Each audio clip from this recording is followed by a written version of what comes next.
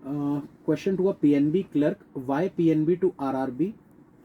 Future में आपको और बेटर अपॉर्चुनिटी मिलेगा होम स्टेट में, तो क्या गारंटी है कि आप फिर से स्विच नहीं करोगे?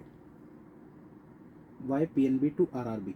अच्छा, पीएनबी क्लर्क से आप आरआरबी में क्यों आना चाहते हैं? देखिए, इस चीज़ का सिंपल सा एक जवाब है कि आप एक क्लरिकल पोस्ट से ऑफिसर पोस्ट पर जा रहे हो, बट ऑफिसर पोस्ट से अगर आपको स्टेट में ही अगर आ जाना है तो आरआरबी के अलावा आपको और कहाँ ये अपॉर्चुनिटी मिलेगी? क्योंकि अगर आपने आईबीपीएस का देखा होगा तो आईबीपीएस का एक ही पेपर होता है जिसमें आप सिर्फ पी प्रोबेशनरी ऑफिसर बन सकते हो। बट आरआरबी का जो पेपर होता है, जब भी होता है तो स्केल 1, स्केल 2, स्केल 3 तीनों साथ में होते हैं।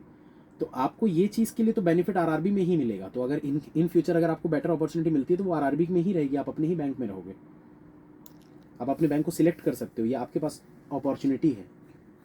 What are your weakness, how to frame the answer in a positive way? देखो, आप अपनी वीकनेस को कुछ ऐसे पॉजिटिव वे में ले सकते हो कि जैसे मेरी ये वीकनेस है कि मैं कोई भी चीज़ को नहीं छोड़ता, काम को, मतलब किसी काम के पीछे मैं पड़ गया तो मतलब वो काम को ख़त्म ही करना है, फिर चाहे कुछ भी हो। तो ये चीज़ एक पॉजिटिव वे में हो गया कि भाई मैं किसी भी काम को अधूरा नहीं छोड़ता या पेंडिंग नहीं करता अपने काम को। तो ये मेरी एक वीकनेस है। इसको काफ़ी लोग सोचते हैं कि ये वीकनेस नहीं, ये वीकनेस ही है।